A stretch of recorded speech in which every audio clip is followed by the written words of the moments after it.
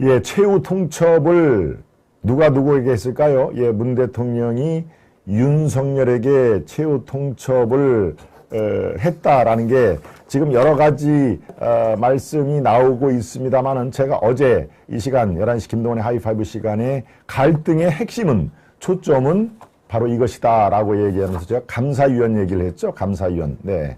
감사위원이 이렇게 얼핏 보기에는 그게 뭐 이렇게 대단한 자리인가, 무슨 요직인가라고 할지 모르지만, 감사위원이, 아주 이 국정을 들여다볼 수 있는, 즉, 감사원이 감사 카드를 꺼내서 들여다보면은 아주, 전직 대통령으로는 골치 아픈 일이 많습니다. 그래서 감사위원 두 자리가 빈 거에 어떻게든지 자기 사람을 지금 꽂아 넣으려고 하는 게 사실은 갈등의 진원지였다라고 하는 얘기를 제가 어제 아주 상세히 설명을 드렸습니다. 그렇죠? 네, 오늘 각종 매체에서 이 내용이 많이 나오더군요. 네, 저는 하루 전에 여러분, 우리 시청자 여러분들께 상세히 전달을 해드리고 분석을 아주 명료하게 나름대로 해드렸습니다만은, 예, 나름대로 자부심을 갖습니다. 예. 감사위원이라는 자리가 얼핏 보기에는 그냥 무슨 위원 자리겠지 싶었는데, 그래서 문재인이 이 자리만큼은 자기 사람을 꽂아 넣으려고 했구나라는 게 바로 하이라이트였다라는 것을 어제 말씀을 드렸습니다. 네. 오늘 감사위원 얘기가 여기저기서 많이 나오는데요. 자, 지금 상황에 15일이 지났습니다. 어떤 15일이 지났을까요? 네, 대통령 당선이 3월 9일 날 투표로 새로운 대통령 당선인을 배출을 했는데, 대개는 빠르면 이틀 뒤에, 네, YS와 DJ가 이틀 뒤에 만났죠. 그리고 조금 늦으면 한 일주일 뒤에는 신구 권력이 만나는, 네, 덕담을 하던 아니면 약간 좀 까시는 얘기를 하던, 대개는 일주일 지나서 이 만나는 게 지금까지 상궤였습니다. 그런데 지금은 2주일이 지났습니다. 그렇죠? 9일 날 우리가 투표를 했으니까 2주일이 훌쩍 지났는데도 아직까지 성사가 안 될 뿐더러 서로 상대방에 대한 그 아주 까칠한 공격을 계속하고 있죠. 그러니까 이것도 지금 사실 미중유 사상 처음 있는 일입니다. 네. 이 신구 권력이 이런 식의 파워게임을 아직까지도 하고 있고, 글쎄요, 누가 더 잘못이 많은가는, 여러분들이 상식에 제가 맡기겠습니다. 예. 떠나는 사람이 잘못입니까? 새로 들어올 사람이, 잘못입니까? 이른바 몽니, 쉽게 얘기하면 투정이라고 할까요? 안 해도 될 몽니를 부리는 쪽이 어디 쪽인지는 아마, 제가 굳이 설명 안 해도 여러분들이 잘, 아실 텐데요. 어제 문 대통령이 이런 얘기를 했습니다. 다른 이들의 말을 듣지 말고 당선인께서 직접 판단해 주기를 바란다. 예, 저도 깜짝 놀랐습니다. 다른 사람의 말을 듣지 말고 당선인이 혼자 판단을 해라. 이게 뭔 얘기일까요? 지금 아직까지도 15일이 지난 상태에 만날 약속도 잡지 못하는 게 바로 당신들 때문이다. 그리고 윤 당선인, 당신 주변에 이른바 윤핵관들, 알랑알랑하고 그런 사람들이 많이 있지 않느냐. 그 사람들 얘기 듣고 지금 결국은 이렇게 된 거 아니냐. 그러니까 다른 사람 말을 듣지 말고 당선인께서 직접 판단을 하라라고 주문을 한 겁니다. 예. 이 듣는 입장에서는 상당히 기분이 언짢을 수밖에 없죠.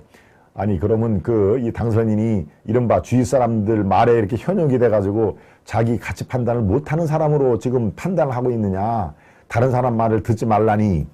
그것도 이렇게 파열음을 낸 본인 당사자가 그런 얘기를까지 하는 거는, 저도 제 귀를 의심했는데요. 예, 투표를 보고 다시 보완을 좀 해드릴까요? 문 대통령과 차기 윤 대통령 윤석열 대통령 당선인과의 시각차는 제가 두세 번에 걸쳐가지고 자세히 설명을 했는데, 일단 요약을 해드리겠습니다. 인사권, 문 대통령은 지금 인사는 대통령 임기까지 내 몫이다. 예, 아무튼 5월 9일까지는 내가 대통령이다. 대한민국의 헌법을 수호하고 국군을 통수할 수 있는 사람은 유일하게 나뿐이다. 라고 지금 얘기를 하는 것이죠. 예, 윤석열 측, 대선 끝나면은 인사 동결하는 게 관행이자 순리 아니겠느냐. 예, 어제 지금 그 얘기도 했죠. 부동산에서 계약을 하면은 계약 날짜까지 며칠이 남았다 손 치더라도 이 파는 사람, 그러니까 명도인이죠. 판 사람이 집을 고치지 않지 않느냐. 그건 우리가 상식 아니냐. 곧 나갈 사람이 내 마음대로 집을 고치겠다. 이래라 저래라고 하는 건 부동산 상기회에도 맞지 않느냐라고 부동산 매매 예를 들어서 어제 얘기를 했죠. 네, 계속 보겠습니다.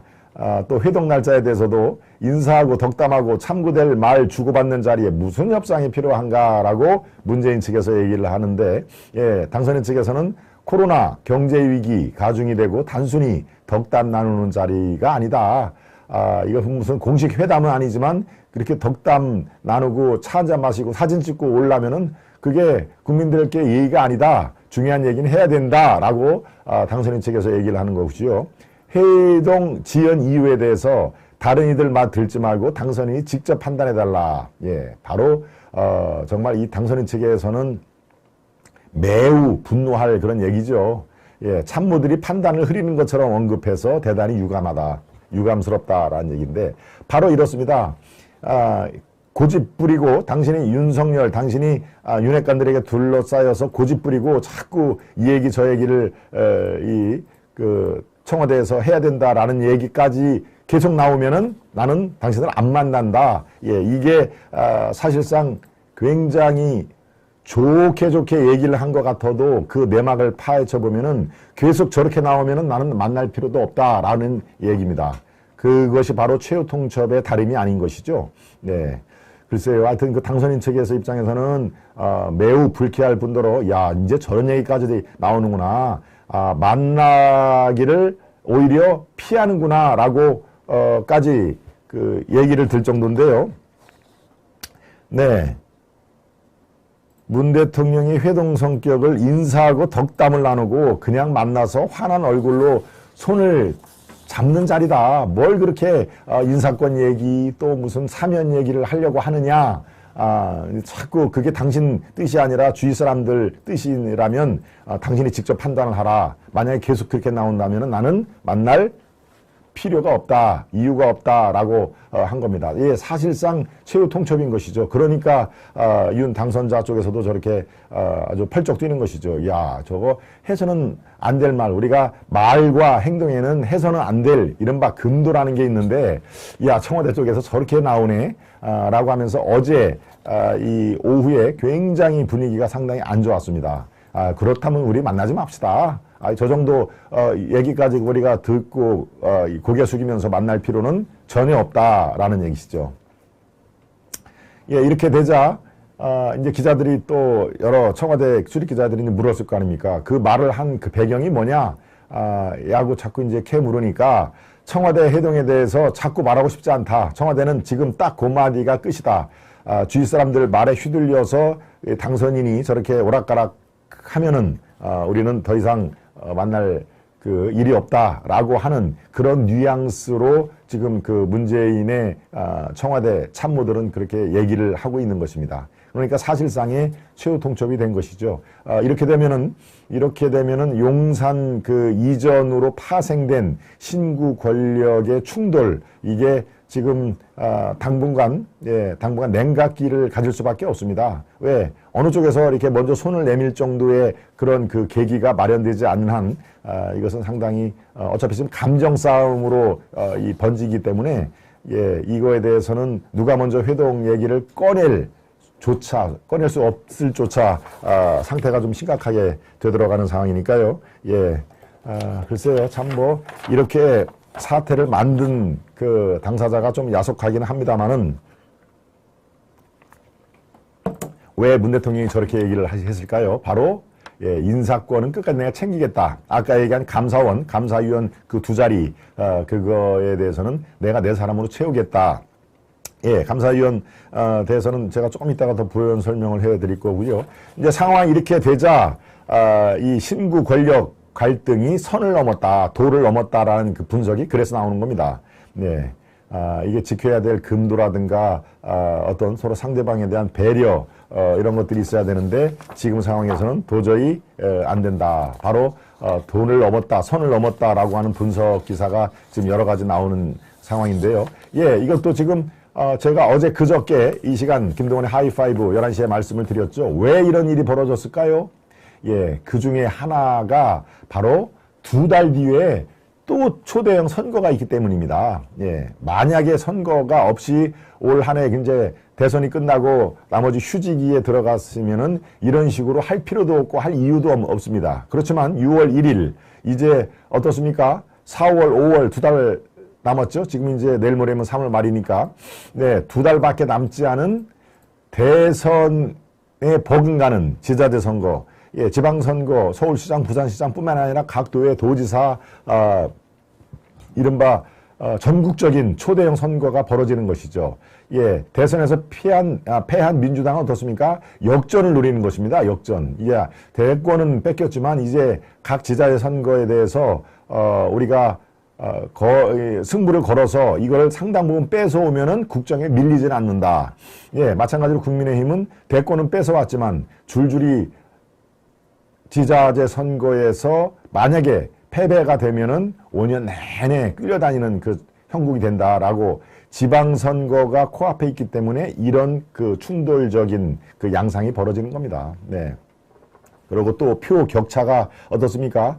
예, 24만 표밖에 나지 않았습니까? 0.7%. 그러니까 민주당 입장에서도 지자체 선거 해볼만 하다. 만약에 뭐 5%, 7%, 10% 참패를 당했다면 대선에서 지자체 선거도 난망이다라고 생각을 할 텐데 바로 지자체 선거에서는 지금 24만 표밖에 차이가 나지 않은 상태에서 자기들을 지지했던 이재명을 지지했던 그 수많은 사람들이 아직까지도 떠나지 않고 있다라고 하니까 진영 결집뿐만이 아니라 저 용산 기지 이전으로 윤석열을 한번 흔들고 역시 좀 불안해. 윤석열은 저렇게 즉흥적으로 결정을 내고 또 검찰총장으로 막 저렇게 밀어붙이고 하는 게 불안해. 그리고 소통을 위해서 청와대 나온다면서 왜 저렇게 반대하는 목소리가 많은데 소통을 안 해. 이런 식의 프레임을 걸고 윤석열을 흔들기를 하려는 목적이 다분합니다. 예.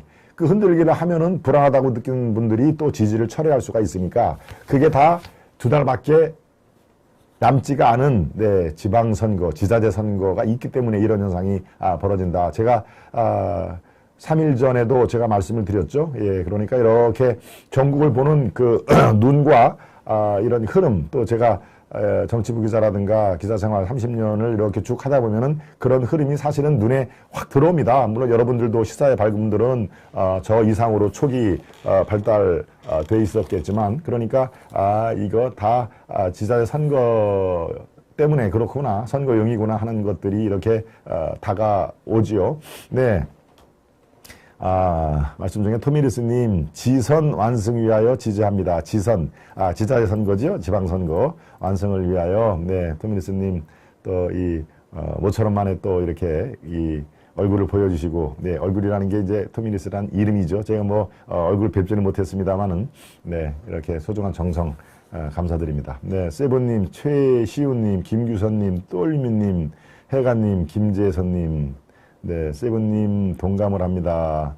네, 해가님 또 공정방송 아시아투데이 10만 달성 함께 합시다. 네, 10만 곧 이제 달성이 되겠죠. 네, 그 때가 언젠지 이게 아직 정해지지 않았지 뭐 곧 달성이 될 겁니다. 예, 김재선님, 해가님 감사드리고요. 자, 문재인과 윤석열이 충돌한 지금 상황, 도를 넘고 선을 넘은 배경에는 지자체 선거가 깔려 있다라는 말씀을 다시 제가 강조를 해드립니다. 예, 이제 여야 원로들은 어떻게 이걸 볼까요? 라는 것도 또 궁금하죠. 여야 원로들, 어떤 식의 생각을 갖고 있을까요? 한번 보겠습니다.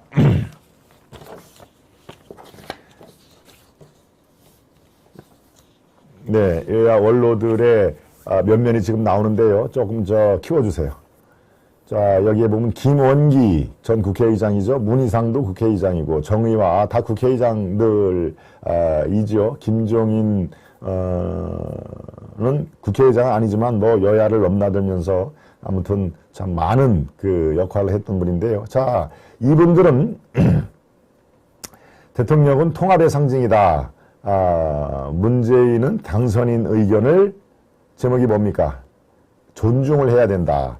당선인 의견을 존중을 하고 윤도 그렇게 일방통행으로 비치는 모습을 경계를 하고 협치에 나선다. 뭐 우리가 뭐 당연히 알 수 있는 그런 그 내용인데, 예, 어려울수록 뭐 기본으로 돌아가라고 지금 저 말을 강조를 했네요. 용산 이전 인사 문제 등 충돌이 격화되고 있다. 네, 인사가 급한 것도 아닌데 매도인이 집 구제지는 않는다. 제가 서두에 말씀을 드렸죠. 집을 팔고 살 때도 집을 판 사람이 아직 계약 기간 그 잔금이 조금 남았다고 이렇게 집을 고치고 하는 거는, 이거는 상식적으로 맞지 않는 거 아닌가라는 얘기죠. 예, 나는 곧 물러날 대통령이다. 문재인 만나서 덕담에 무슨 협상이 필요한가. 네. 코로나 상황에서 두 분을 만나서 겨우 덕담만 나눌 수 있겠냐라는 것이 당선인 측의 얘기인데요. 네, 아무튼 그 국회의장을 여기만 김원기, 문희상, 정의화, 그리고 원로급 그 대접을 받는 김종인, 이분들은 서로 한 발씩 양보해라. 문은 당선자 의견을 존중을 해야 된다. 앞으로 5년 동안을 대한민국 국운을 책임질 사람 당연히 의견을 존중을 해야 되는 거 아닌가. 그리고 윤석열 당신도 협치를 강조를 했지 않느냐. 그러니까 이른바 곧 야당이 될 이쪽도 약간 좀 이렇게 어루만질 필요가 있겠다라고 상식적인 원론 수준의 얘기를 했습니다만, 오히려 지금 저 어려울수록 지금 기본으로 돌아가자라고 하는 얘기가 울림이 조금 뭐 저는 있다고 보여집니다. 네. 충돌 중심에 감사위원이 있다는 거 제가 오늘도 말씀드리려고 어제 상세히 설명을 했는데, 지금 이것을 양보를 안 할 태세입니다. 예. 문재인의 청와대는 반드시 감사위원은 우리가 이거 나머지 공석을 채워야 되겠다.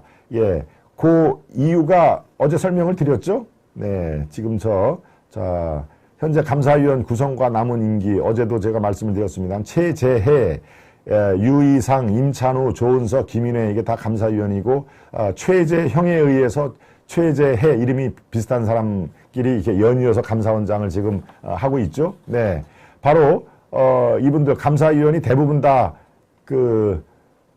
이 문재인 정부 측에서 임명하는 사람입니다. 그러니까 지금 그 문재인 정부일 수밖에 없는 것이죠.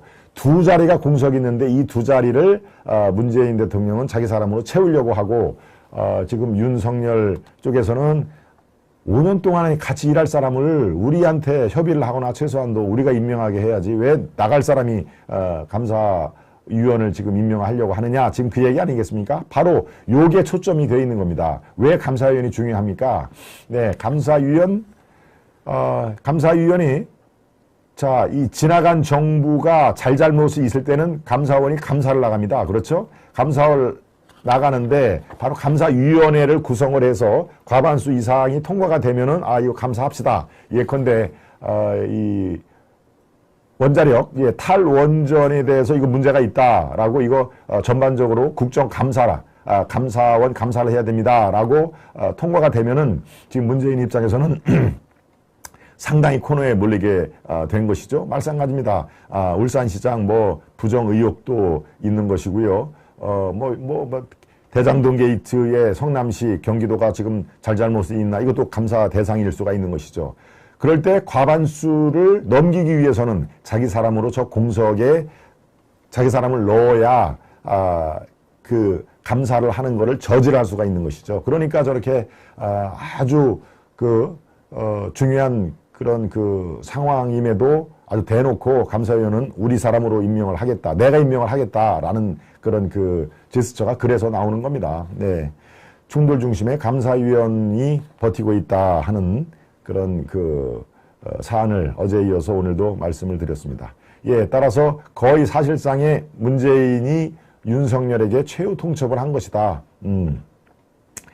당신 주위 사람들 얘기 듣지 말고 당신 스스로 판단을 해라 라고 당선인의 그 판단력에 기본적으로 신뢰를 안 한다라고 하는, 이거는 해서는 안 될 말이죠. 그러니까 사실 무조건 그냥 차나 마시러 오든가 사진이나 한 장 찍고 오든가, 그렇지 않고 이 감사위원 인사권이라든가 이런 거 자꾸 따지려고 하면은 이제 안 만난다라고 하는, 사실상의 최후 통첩을 한 것이나 다름이 없습니다. 그리고 아마 인사를 강행을 할 겁니다. 네. 지금 어차피 이렇게 전 나라를 시끄럽게 만들면서 인사 강행을 지금 그렇게 칼을 다시 집어넣을까요? 예, 인사 강행을 할 겁니다. 네.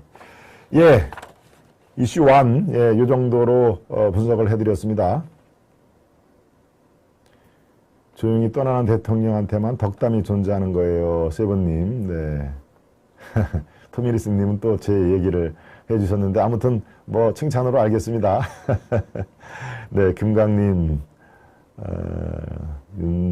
윤석열 편을 임명하겠다는 게 아니라 협의해서 중립적인 감사위원을 임명하는 게 윤석열 측의 요구입니다. 예, 세븐님이 뭐 정확하게 그 지적을 해주셨습니다. 이거는 뭐 자기 사람을 한 게 아니라 최소한도 여야가 이 반반 정도 이렇게 그 수긍이 가는 중립적인 감사원. 원래 감사위원은 사실 정치색을 띠면 안 되는 것이죠. 네.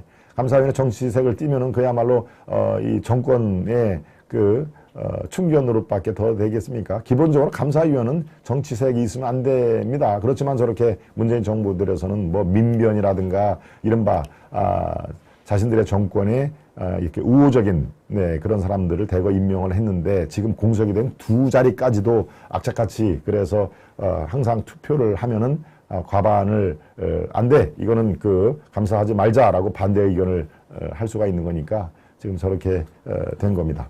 네. 예, 지금 7사람 중에서 4사람을 자기 사람으로 하면은 그 과반이 넘는 거 아닙니까? 그러니까 그 두 사람을 채워서 이 과반을 넘기려고 하는 것이죠. 네. 네, 토미르스님, 예, 다시 또 정성을 보내주셨는데, 예, KBS 사장의 그 나중에 김모라는 분이 뭐 이렇게 그 할 가능성은 전혀 없으니까요. 예.